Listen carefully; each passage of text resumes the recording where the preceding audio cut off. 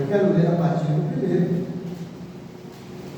Eclesiastes 3, a partir do primeiro, vai nos dizer assim: tudo tem o seu tempo determinado, e há tempo para todo propósito debaixo do céu.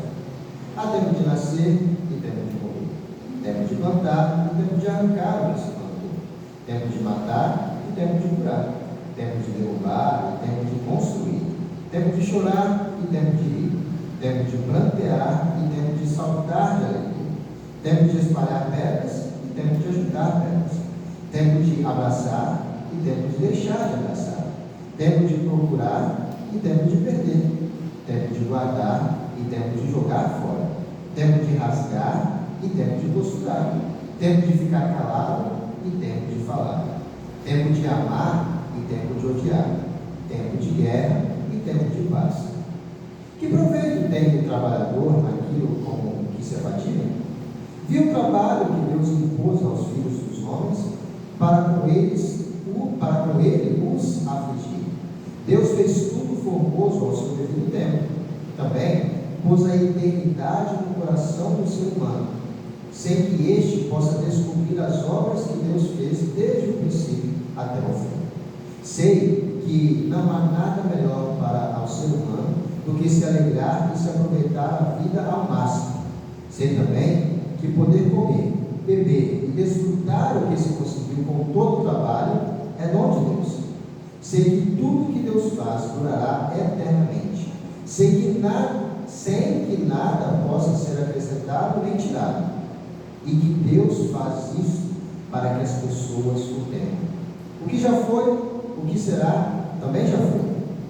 Perdão, o que é já foi, e o que será também já foi. Deus fará vir outra vez o que já passou. Que o Senhor abençoe essa palavra em nossos corações, amém? Primeiro vamos nos deparar com quem escreveu Eclesiastes. Salomão, o sábio Salomão.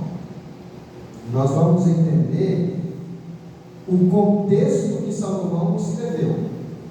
Eclesiastes, ele já está no caminho, na reta final da sua vida.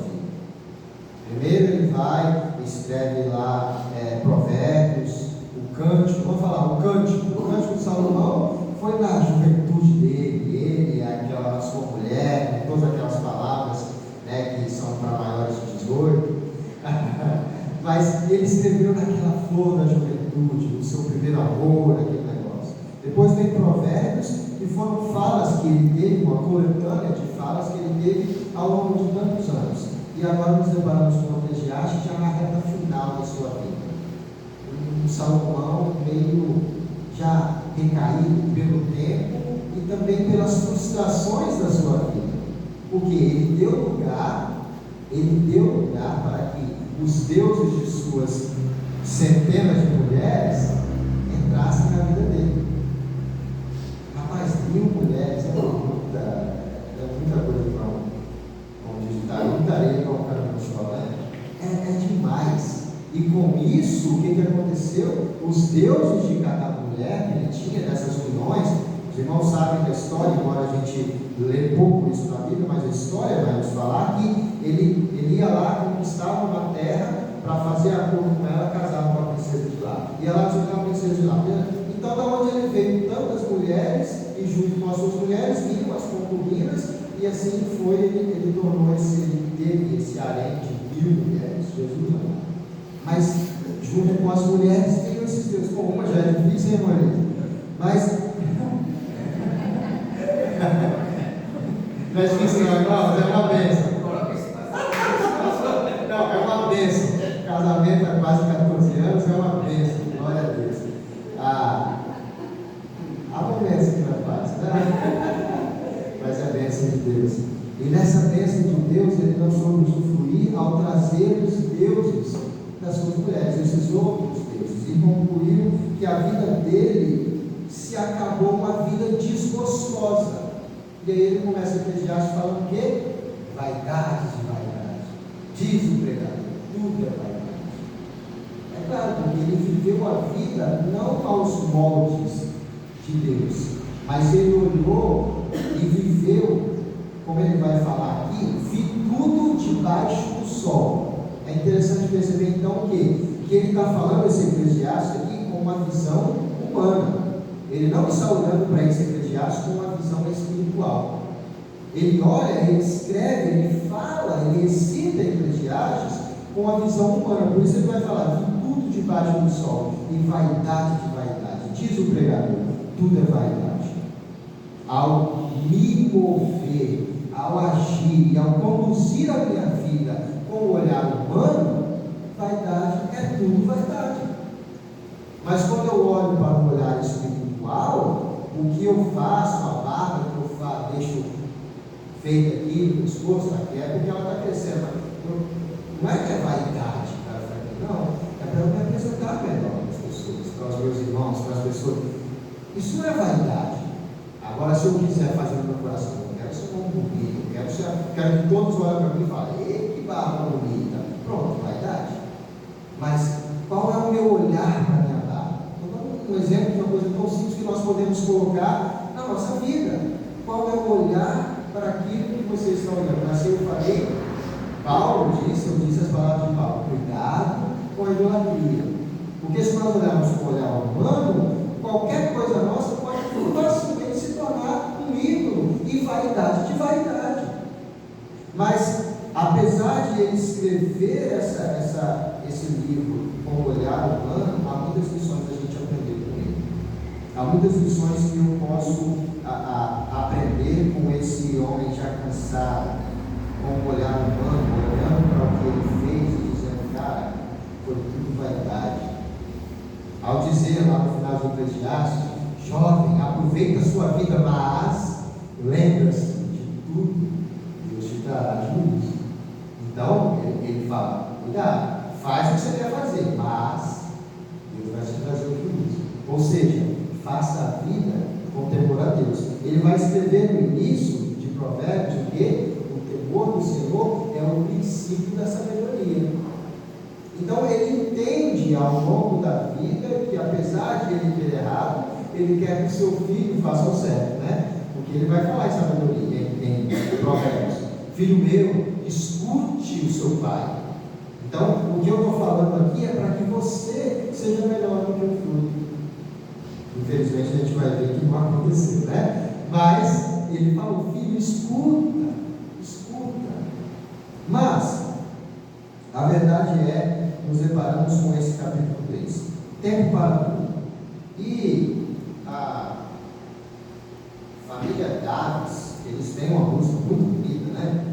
Que fala desse capítulo aqui, né? Tempo de colher, plantar, tempo de colher. Ele tem que plantar para depois colher, né? É muito bonita aquela música. E nós sabemos, talvez recitamos e lembramos, daqui dos versículos 1 ao 8, falamos há tempo para tudo debaixo do sol, e é tempo e tal. Mas aí eu me deparo com esses versículos 1 ao 8, quando ele fala dessa simples, mas grande verdade que precisamos nos atentar para ela. Há tempo para tudo. Tempo para tudo. Beleza. E ele cita tantas situações, mas acaba que é uma redundância da primeira coisa que ele falou. Há tempo para tudo. Há tempo para tudo. Mas aí ele inicia o versículo 9, com já um pouco dessa melancolia no final da sua vida. Ele fala, que proveito tem o trabalhador naquilo que se afadiga? O que o homem ganha com isso? Ele começa a se questionar. Tem tempo para isso, tempo para aquilo, tem, né? Mas e aí? O que o homem ganha com isso? Ele vai dizer, viu o trabalho que Deus impôs aos filhos dos homens para com ele os afligir. Lembra de Gênesis?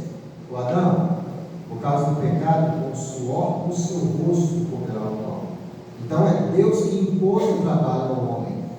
Mas ele falou que lá no início Adão já cultivava o jardim, mas eu imagino que era um trabalho diferente, nem suor tinha, era um negócio diferenciado. Rapaz, né? Porque depois eu disse, com o suor do seu rosto, agora vai crescer espinho, vai ter dificuldade, e daí para cá, como às vezes eu brinco, né? Daí para frente foi só batalha, né? Daí para frente é dificuldade em cima de dificuldade. Então ele fala, é Deus que suntuoso esse trabalho no homem. Mas aí ele diz assim: Deus fez tudo formoso ao seu devido tempo. Mas peraí só. Você está questionando que proveito tem isso, que o homem trabalha, que Deus aflige o homem com o trabalho, mas ele fala: Deus fez tudo formoso ao seu tempo. A Ana casou no tempo que ela era para casar. A Júlia ainda não casou? No tempo que ela vai casar. No tempo dela ela vai casar. Olhei para as duas ali e pensei: tem tempo, e foi formoso no tempo dela, será formoso no tempo dela. Deus fez com que eu nasci no ano de 1985. Talvez não tão formoso, magrinho, mas ao longo dos anos Deus tem agido em minha vida de uma forma formosa. Irmãos, eu preciso enxergar isso. Nós precisamos enxergar isso. Que o trabalho de Deus ao longo de nossa vida foi formoso naquele momento. Deus fez tudo formoso no seu devido tempo. Eu não posso adiantar as coisas e nem tampouco atrasá-las, porque Deus tem um tempo para aquilo. Paulo vai dizer que quando eu era menino eu fazia coisa de menino, agora que eu sou adulto eu larguei as coisas de menino. Agora a gente vai jogar um videogame de vez em quando, né? Mas eu larguei as coisas de menino. O videogame não é tanto um problema em si, mas a atitude de menino de querer sempre jogar videogame, aí essa é errada. Aí é a atitude de menino. Eu era menino, eu cresci, eu devo ter a atitude de homem. É diferente. Então, no seu devido tempo, é tudo formoso. Ele diz o seguinte: também pôs a eternidade no coração do ser humano, sem que este possa descobrir as obras que Deus fez desde o princípio até o fim. Você está na NVI, você consegue colocar NVT para nós, por favor? A NVT ela explica essa segunda metade aí de uma forma um pouco mais palpável. O 9. Não, perdão. O 11. E no entanto, Deus fez tudo apropriado para o seu devido tempo. Aí ele coloca aqui, ó. Ele colocou um senso de eternidade no coração humano, mas mesmo assim, ninguém é capaz de entender toda a obra de Deus do começo ao fim. A gente tem que tomar muito cuidado com nossos sentimentos. No curso nós aprendemos, né, meus irmãos, sobre o sentimento, o coração. O coração é enganoso, mais do que todas as coisas. Então, se a gente for seguir o nosso sentimento, né?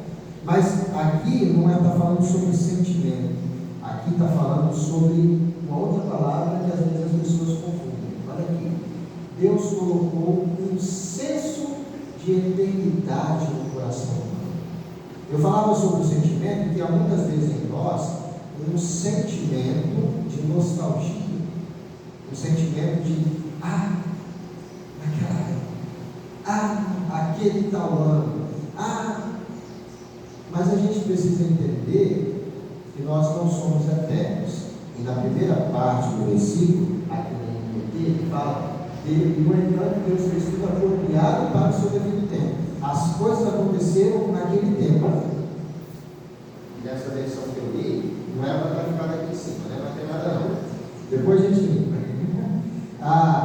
Nessa versão que eu li, ele falou que Deus fez formoso para cada momento. Formoso para cada momento. No seu devido tempo as coisas aconteceram.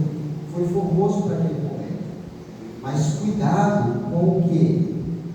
Uma realidade que está escrita ali nessa versão, um senso de eternidade. Os que estão aqui, eu diria uma boa parte dos irmãos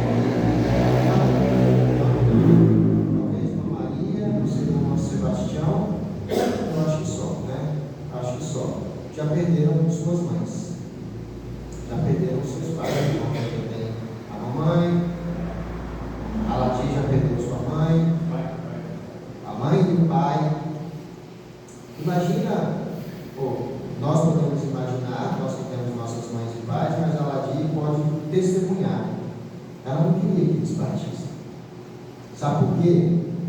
nós temos um senso de eternidade. Às vezes a gente quer ficar agarrado a algo e falar, olha que coisa boa, eu quero ficar assim para sempre. É ou não é? Fala, tempo de escola, a Júlia está começando a crescer mais, menino é diferente também, né? Mas a Maru está dormindo, mas aí eles aprenderam um termo em inglês, BFF, Best Friend Forever. Eu falei exagerado aqui, né? Best Friend Forever, BFF, Forever, para sempre. Passou o ano que vem, se mudou de sala, nem olha mais para a cara da menina. Como é que é best friend? Como é que é para sempre? Porque a gente tem um senso de eternidade, a gente não entende isso, mas em nosso ser há um senso de eternidade. E por isso nós precisamos cuidar com o nosso sentimento, porque o nosso sentimento vai enganar. Ela vai ser minha amiga assim. Ano que vem já nem olha mais. Não é para sempre, nada é para sempre. A verdade é essa, nada é para sempre, a não ser aquilo em que Deus colocou o senso de eternidade. Porque na alma, a nossa alma é eterna. E se a nossa alma é eterna, devemos tratá-la como o eterno que ela é. E alimentá-la como o que é eterno que ela pode ser alimentada. E não com coisas fúteis, não com coisas deste mundo. Eu devo alimentar a minha alma com o que é eterno, não com o que é passageiro. Eu devo encher a minha alma com o que é eterno, não com o que ano que vem não existe mais. Meu celular aqui, não sei se ele vai sobreviver esse copo d'água. Ele não é para sempre. Eu vou parar o sermão aqui agora e vou morrer. Não, eu já sei que ele não é para sempre. Claro, eu vou também desligar dele, mas ele não é para sempre. A minha alma a nossa alma é para sempre. Porque Deus colocou um senso de eternidade no coração humano. Meus irmãos, há tempo para tudo, e tudo é formoso naquela versão, tudo tem o seu tempo apropriado. Embora o nosso coração viva com um senso de eternidade.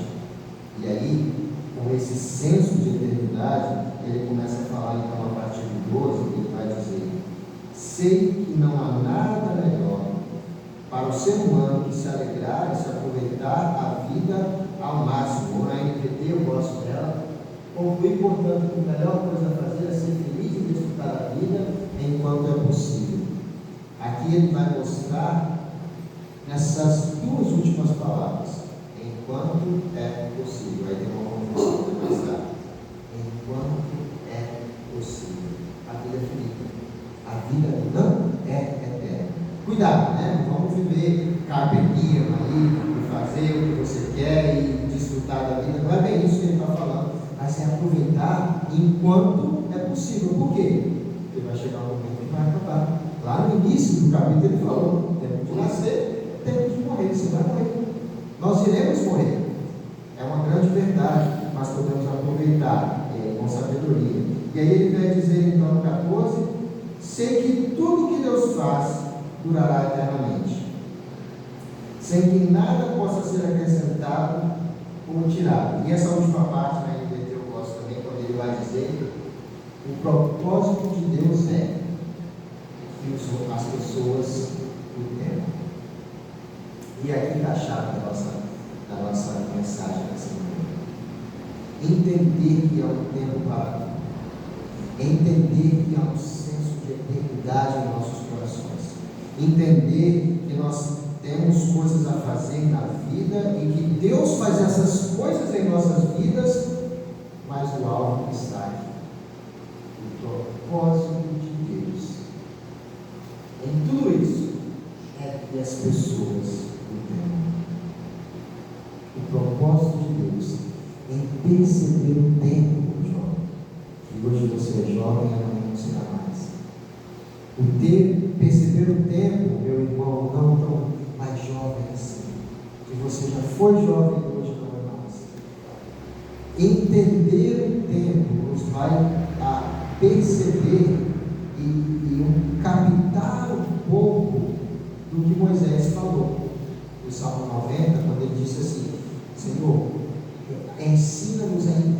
isso também na NVT, ensina-nos a entender como a vida é breve, para que vivamos ela com sabedoria.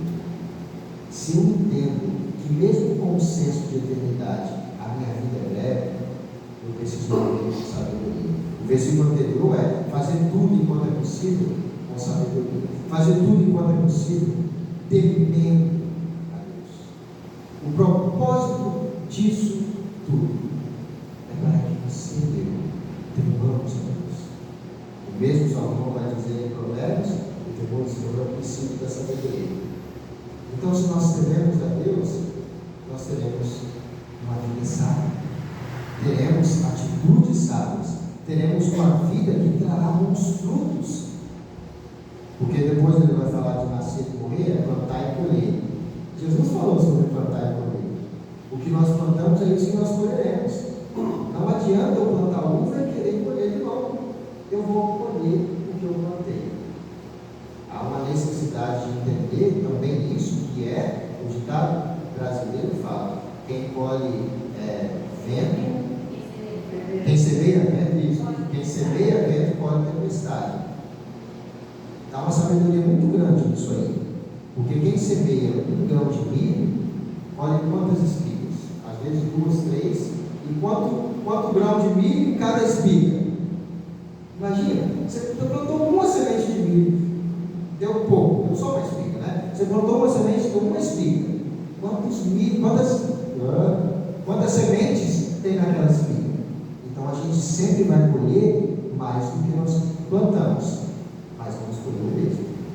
Se plantou milho, vai colher milho, só que muito mais. Se plantou vento, vai colher tempestade. Essa é a realidade. Planta um pouco, colhe muito. Da mesma coisa.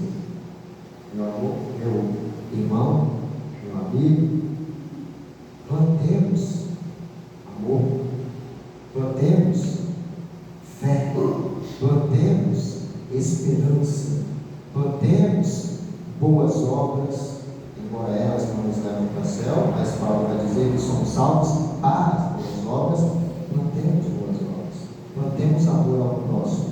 Recentemente eu ouvi aquele Douglas do Jesus Cop falar algo tão especial, e eu quero falar aos irmãos, que quando nós temos a atitude de fazer o bem sem esperar nada em troca, nós somos inundados com o hormônio serotonina.